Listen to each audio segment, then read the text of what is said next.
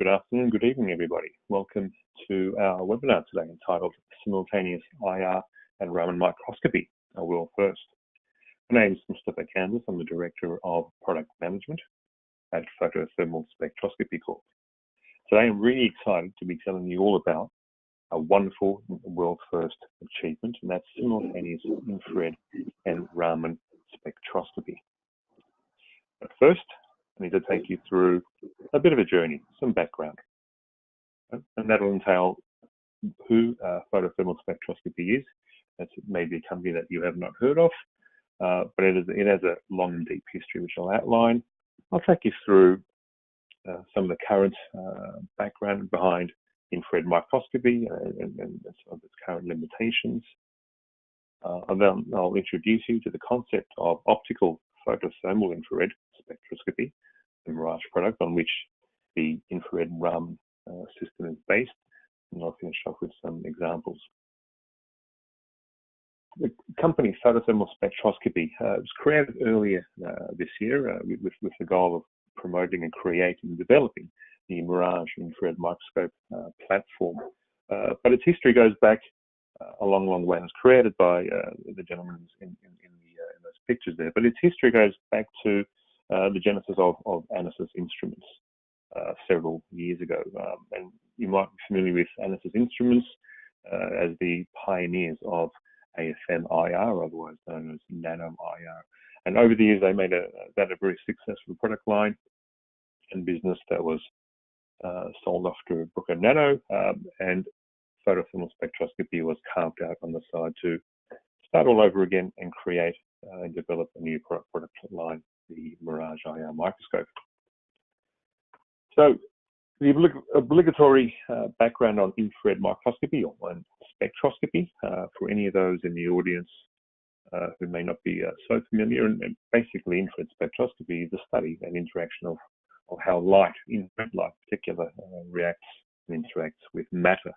And the uniqueness here is that all molecules have vibrations, they have bonds which are vibrating, and those vibrations correspond to the energy levels that infrared energy provides. So by giving infrared light to these molecules, you end up with a spectrum that's very unique to that particular molecular pattern, and you end up creating a spectrum which itself is essentially a fingerprint for that. And in this particular case, it's a polyester polymer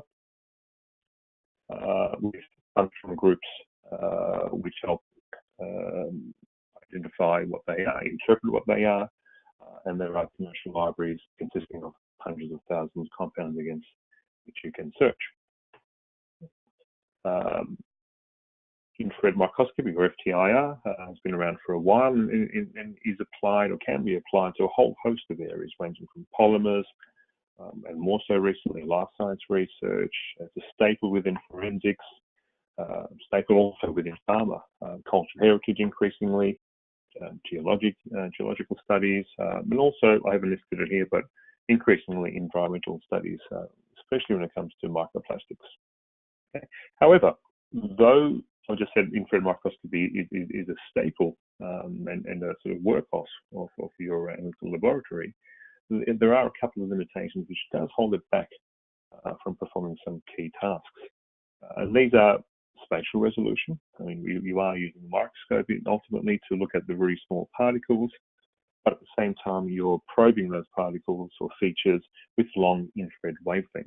And just to remind you, the wavelengths of light that one typically uses when performing infrared microscopy and spectroscopy is anywhere from sort of 3 to maybe 14, 15 microns.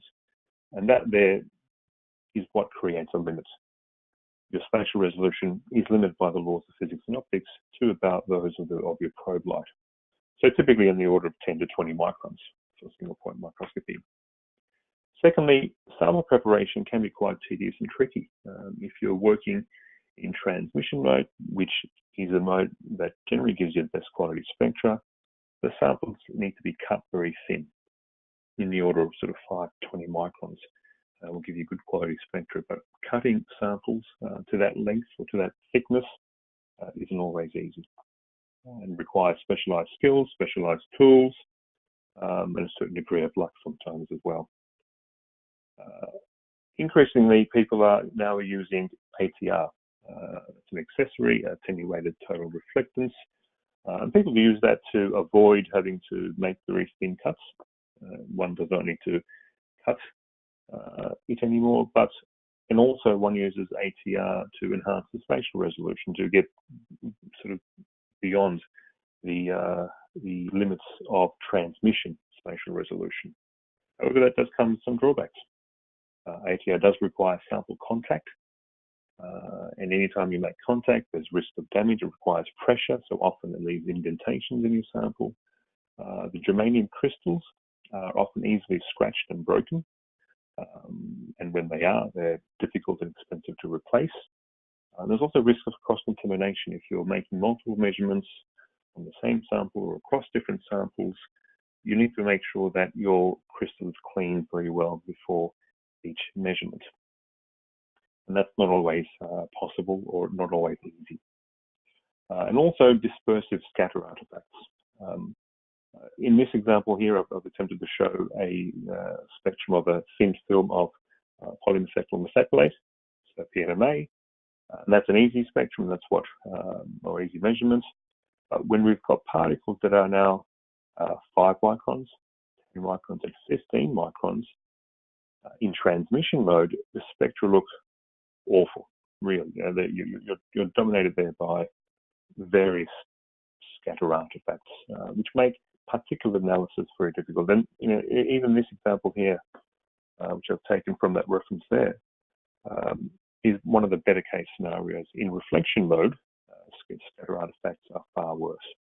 So these sort of key limitations do place restrictions on the sorts of samples one can measure, and then place difficulties.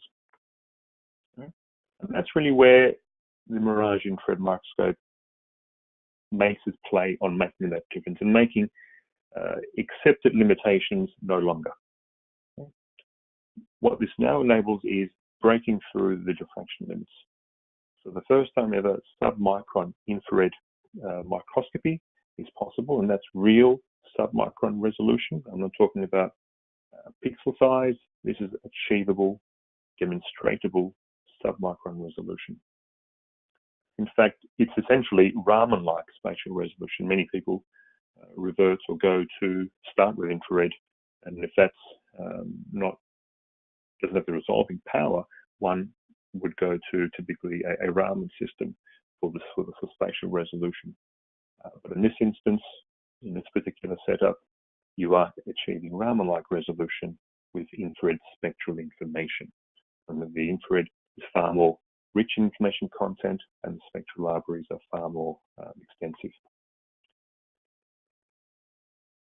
Reflection mode operation in a classical FTIR microscope is often preferred, as one doesn't have to worry about sample thickness, but reflection mode operation in a typical FTIR microscope is fraught with risk with respect to sample topology, sample surface, and we saw some of the dispersive artifacts there before, but with the way in which optical photothermal infrared O-PTIR, which is the basis of the Mirage product, works is it is insensitive to dispersive artifacts. And you end up with FTIR transmission-like spectra collected in the preferred mode of reflection mode. The non-contact technique that also helps minimize sample prep and also completely removes any of the risks associated with ATR. Sample contact, sample damage, crystal damage, contamination, and so on. And the other interesting aspect of this is, unlike in regular FTIR microscopy and imaging, where spatial resolution is actually dependent on where in the spectrum you're looking, with the O-PTIR approach, spatial resolution is in fact a constant across the infrared wavelengths. It's a constant because it depends on the probe laser. And I'll get to that in a minute. Okay. So that minute is upon us. So the fundamentals of the O-PTIR technique, the optical photothermal infrared technique, is essentially an infrared laser beam is focused onto sample surface, and I've tried to indicate that here with the red beam focusing onto our sample. And notice that the infrared beam is relatively wide, and that's because they're much longer wavelengths. This infrared light causes the sample to heat up. In fact, heat up in a modulated fashion. This causes a photothermal response. Excuse me. This photothermal response is then actually probed by and measured, detected by the green laser. That's collinear. It's all coming through the optical system at the same time through the same objectives. And now, because that visible light is a much shorter wavelength, in fact, a 532 nanometer laser, that then focuses in and detects that photothermal response from the tiniest of spots. It's this detection of that photothermal response, the way in which the sample is effectively heating up, expanding, compressing, and various other refractive index changes. It's that information is encoded into the visible light, and that's converted into a spectrum. And that's how you achieve that high spatial resolution in the infrared. Okay? And I'll try and demonstrate this by a little video here.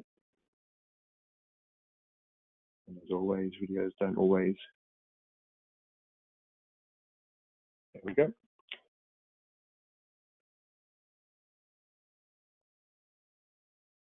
So the infrared light, pulse light, is focused onto your sample with a relatively wide diffraction limit pattern there. That visible light is then focused onto the sample at the same time as you scan your wavelengths, of your infrared wavelengths. That creates scatter in a modulated wavelength-dependent way, which is then detected. So as the laser is scanning across, the sample photothermal response is detected, and you end up creating a spectrum that's much like a transmission FTIR spectrum, but one that is collected in reflection mode. And reflection modality is always preferred because it's fast field, it's non-contact, doesn't require any of the sample preparation requirements that are normally performed in transmission mode. So in terms of capabilities, it's point microscopy. It gives you line arrays across edges or interfaces. One can do hyperspectral imaging in the order of 1 second a spectrum. It's high resolution, both spectrally and spatially, as we've already discussed.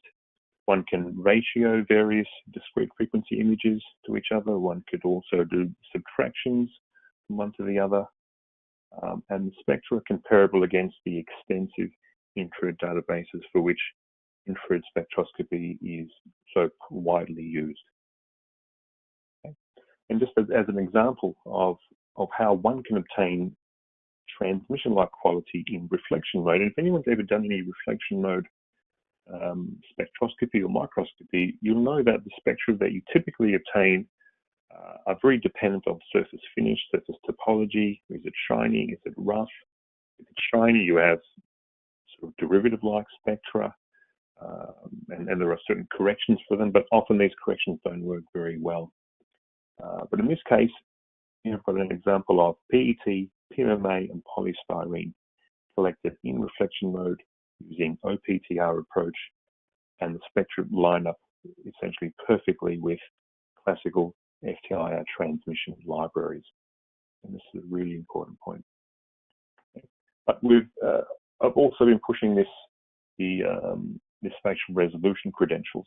And here's an excellent demonstration of just exactly what that is and how good that is. So because we're using that 532 nanometer laser, your spatial resolution is defined by that. In fact, in this example here, I'm going to demonstrate to you approximately 400 nanometer spatial resolution as determined from a line scan across some polystyrene beads embedded in a resin matrix, in an epoxy matrix. So we've obtained a line profile of about 40 spectra across these beads.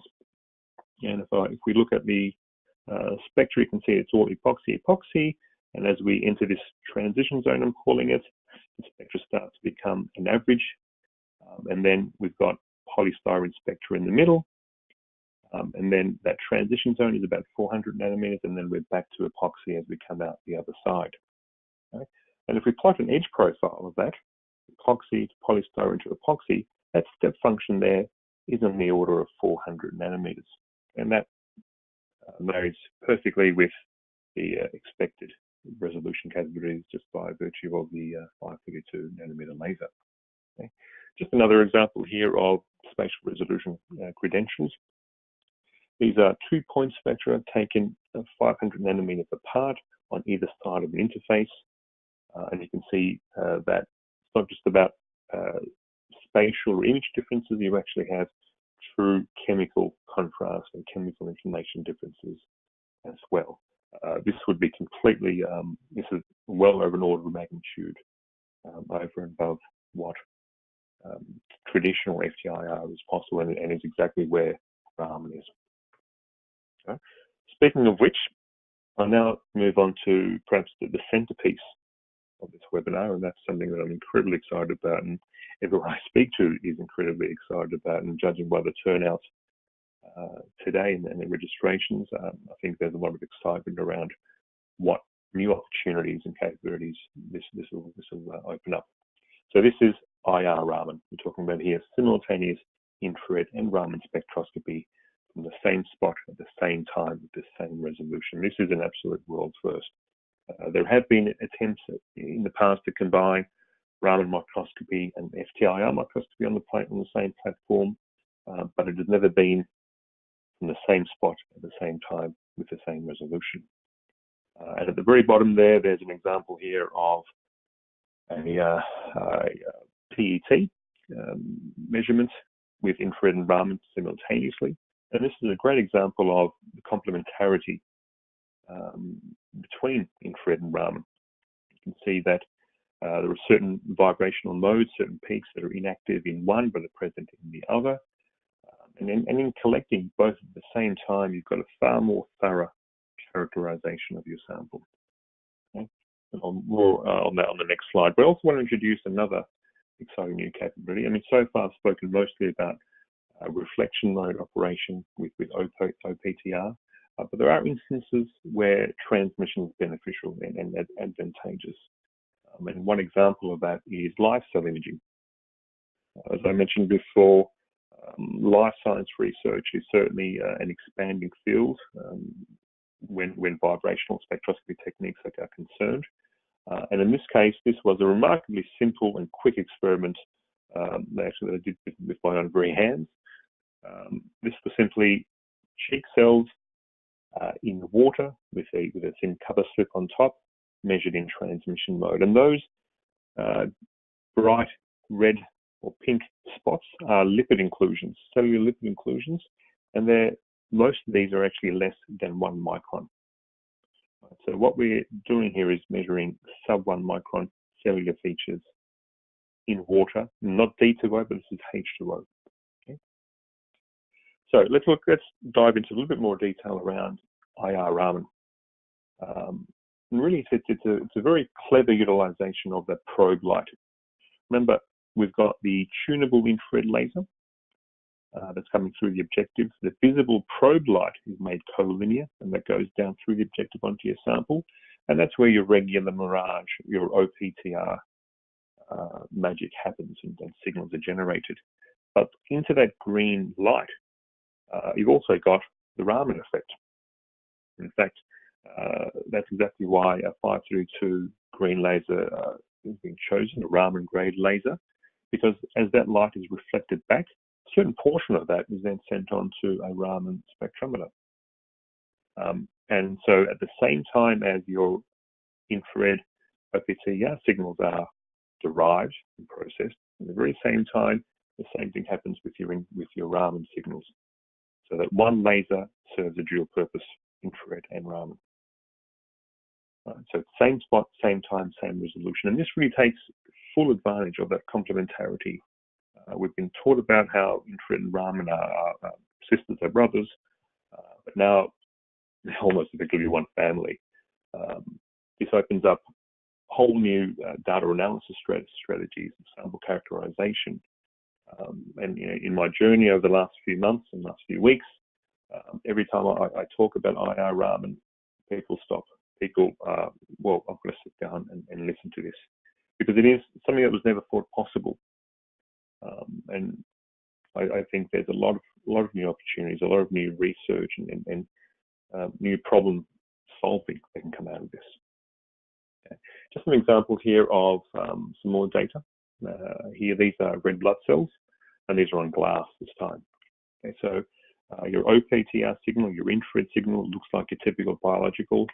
And underneath it, you've got a typical red blood cell Raman spectrum. Again, also demonstrating the complementarity. You can see typically where you have strong infrared peaks, you have weak Raman peaks, and vice versa. So maximum information. Okay. And also, this is a demonstration of the signal and noise quality as well of the collected Raman light. Let's go into a little bit more detail here around the transmission mode epithelial cheek cell experiment that was conducted. So as I briefly mentioned before, this was a fairly simple experiment whereby your cheek cells were swabbed, put onto a calcium fluoride slide, drop of water, cover slip on top, push down gently with your finger, and actually put that into the instrument and collect in transmission mode. It's literally as simple as that. And the spectra that we have on screen are not averages. These are single pixel extractions from these points. And these are in the order of around 20 scan collects, which would probably be about 20 seconds. And you can see that spectrum extracted from the nucleus naturally is stronger and richer in nucleic acids, and that's at 1085. So that's the frequency that I used to create the green image. So it was a single frequency image of the sample, protein at 1551 and lipid at 1740.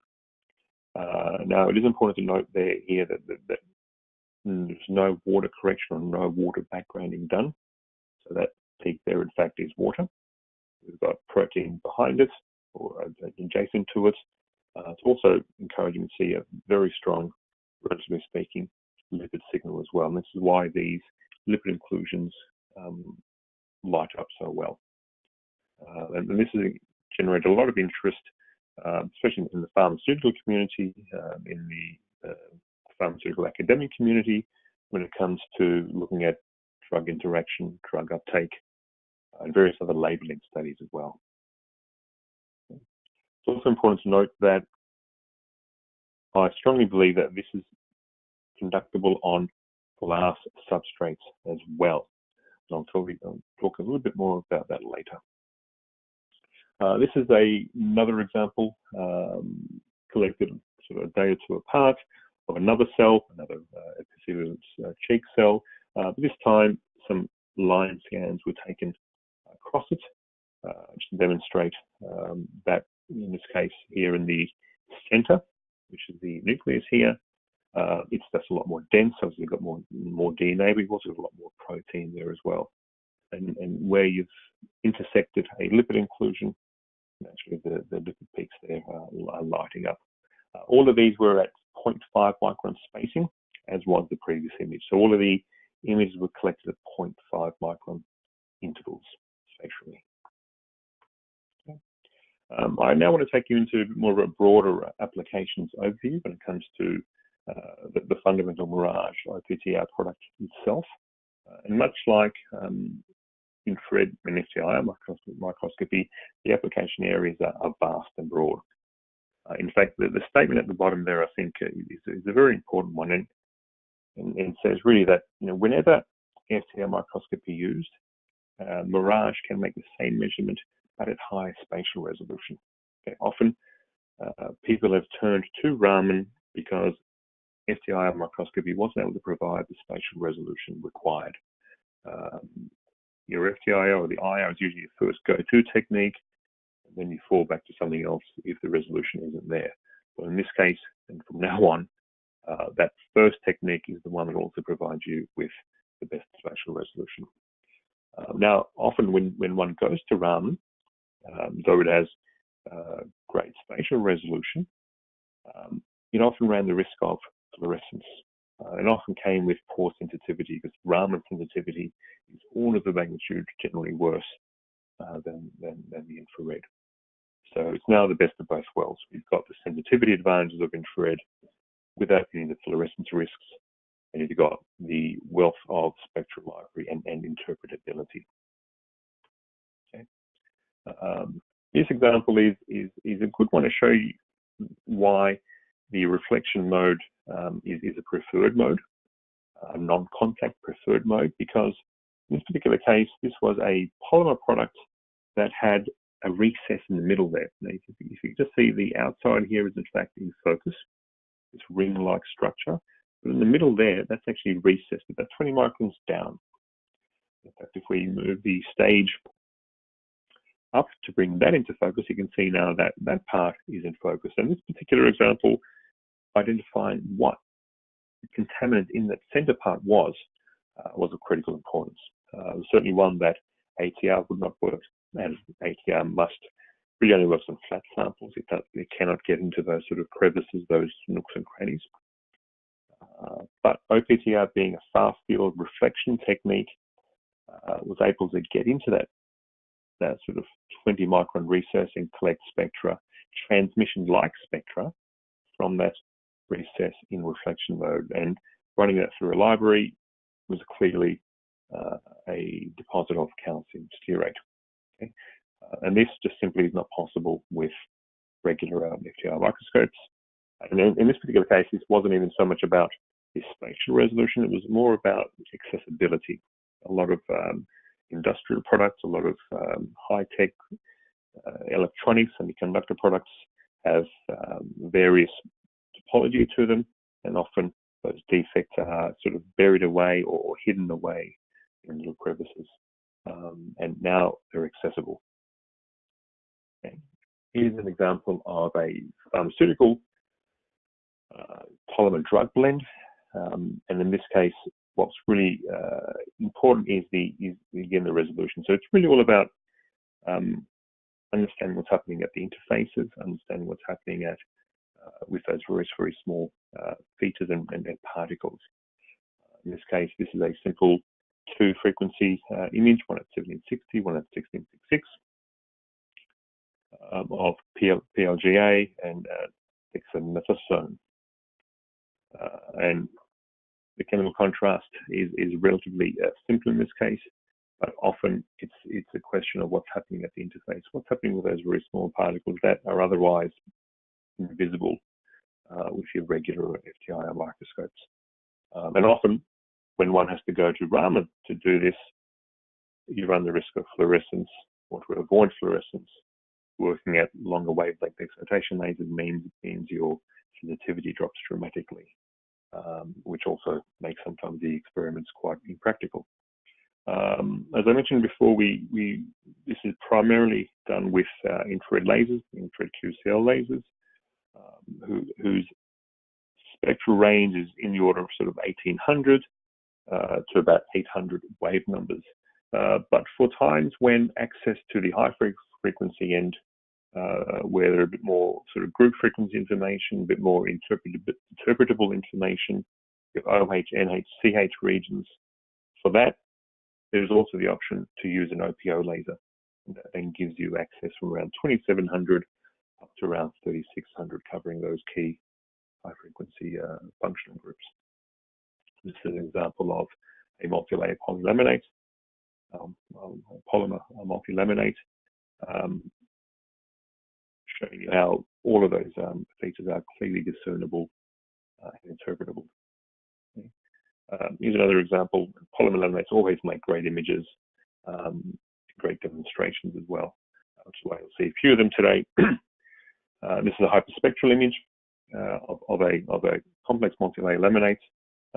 That's basically the same data set, but now with some in a two-dimensional view with various frequencies selected to highlight different components, and only 1 second per spectrum, 1 micron spacing. So you can go down to half micron spacing, and increasingly we're finding that going down to even sub half micron really does extract out even more information, which is, from now on more and more we'll be doing a lot more of these 100 nanometer steps. Okay. Earlier I mentioned how sample prep and the removal of any sample prep was a huge advantage, and this is one demonstration of that. So this is a defect in a thick to do some transmission, you have to section it. To do this with ATR, you'd have to make contact, risking damage, risking changing the morphology, maybe even changing the chemistry.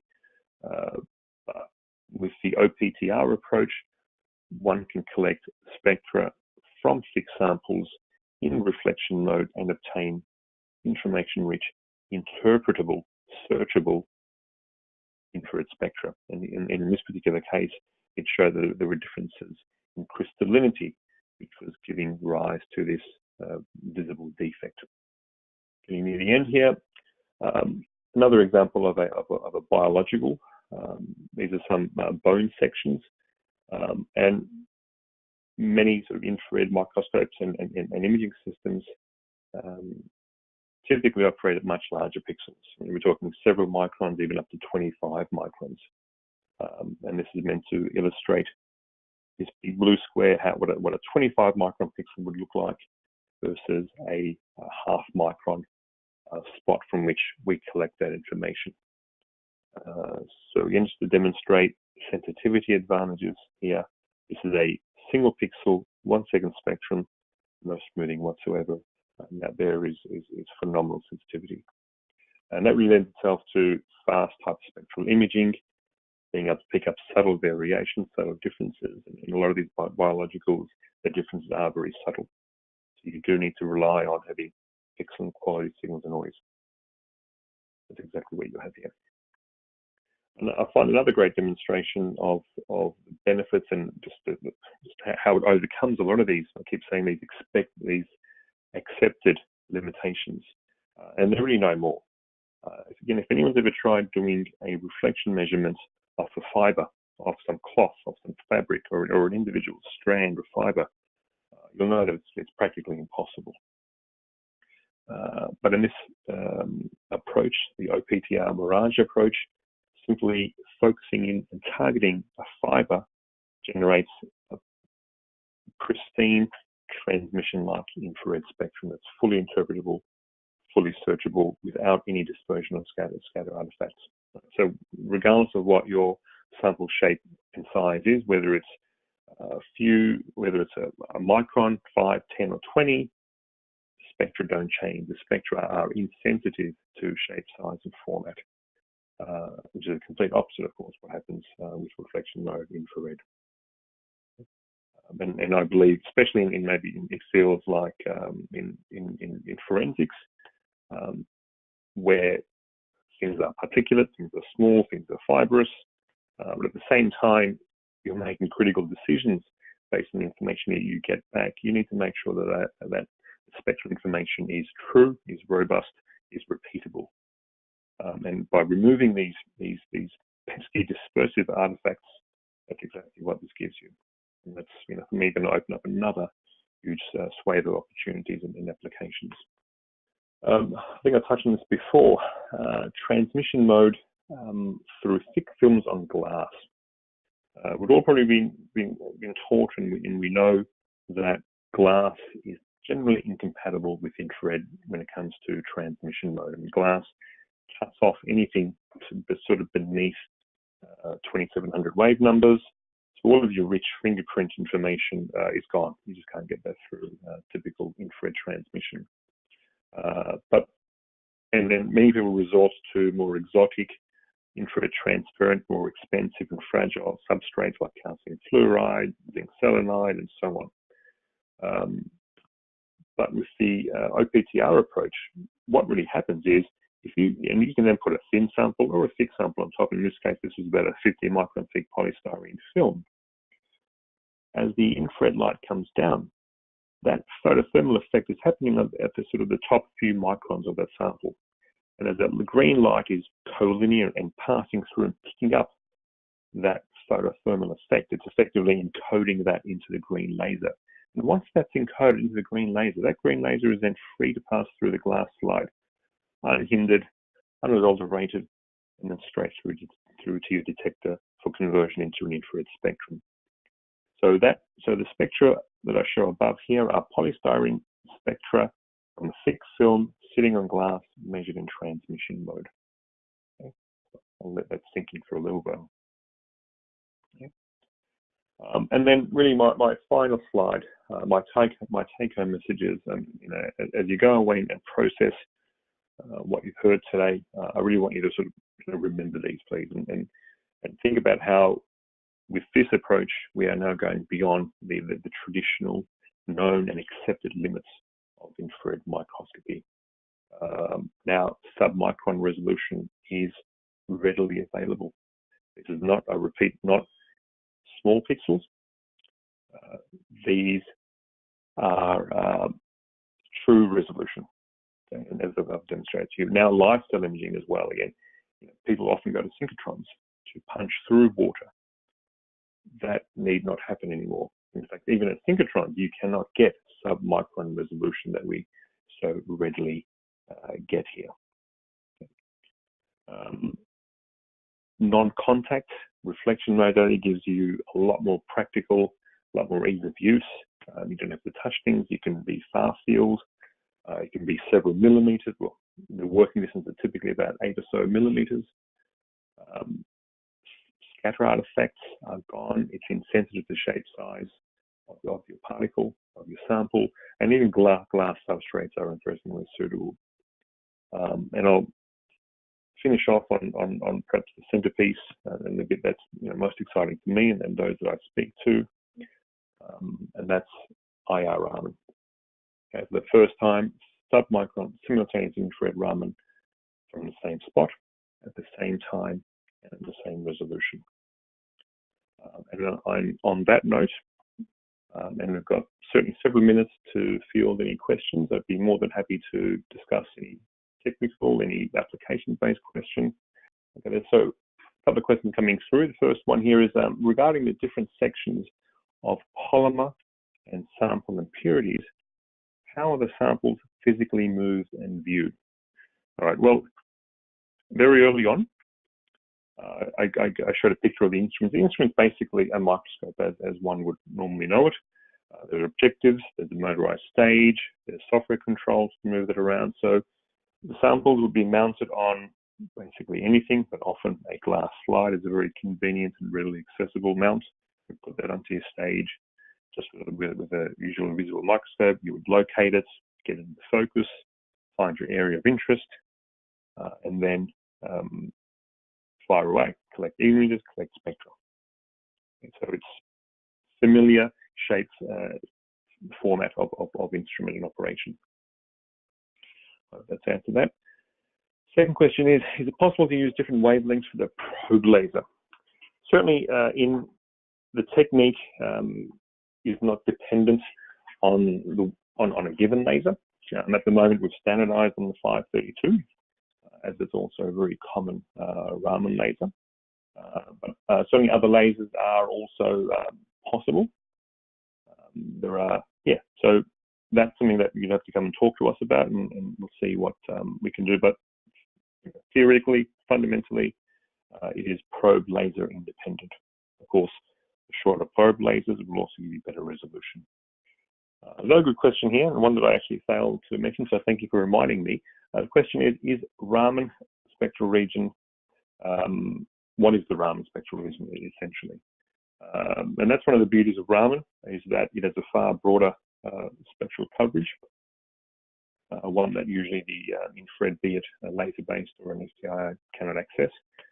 In this particular embodiment, the Raman range, if my memory serves me correct, is from about 200 wave numbers up to about 35 or 3700 wave numbers. So that gives you all of your fingerprint region and a lot of those sort of low frequency inorganics, lattice vibration type features as well.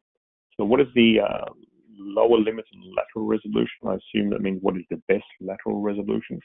That was something that I demonstrated a couple of times throughout the talk. And that, again, is limited by or determined by your probe laser. Ours here is a 532.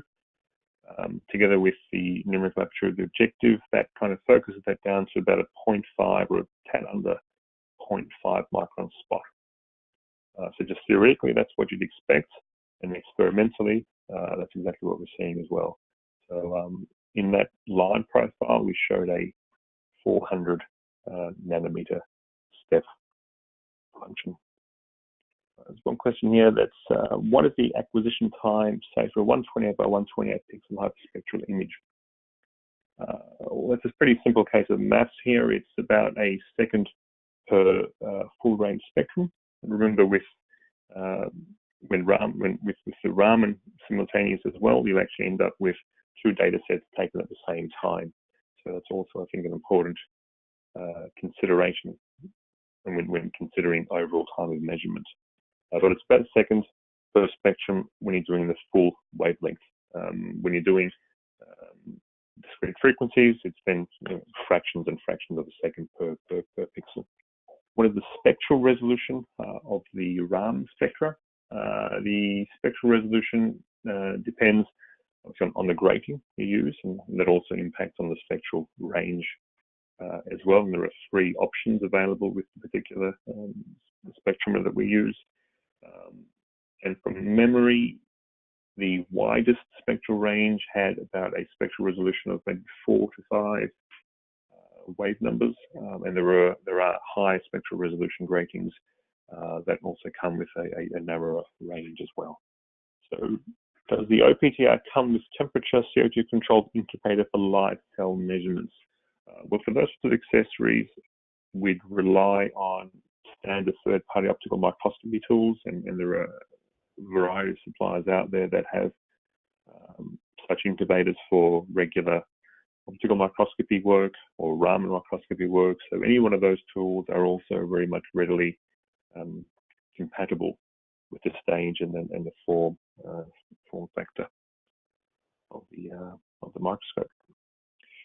Is there a working distance range? Is one question.